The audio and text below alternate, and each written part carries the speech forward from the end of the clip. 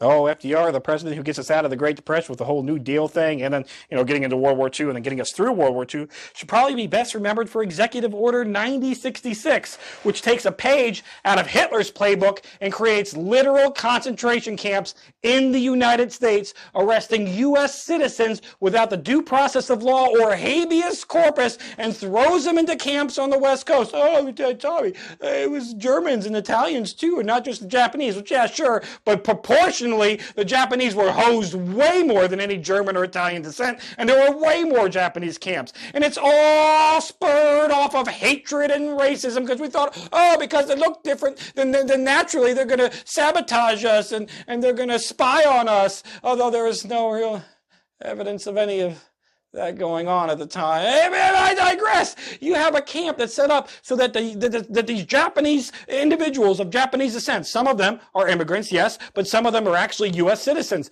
They are going to be forced to these camps, not allowed to take anything but what they can carry on their back. Most of these families had to sell their businesses, sell their private property, which of course, no white businessmen came in and swooped right behind and bought all that up and screwed them over. On top of all of that, you have armed guards, barbed wire fences. These individuals were not allowed to leave.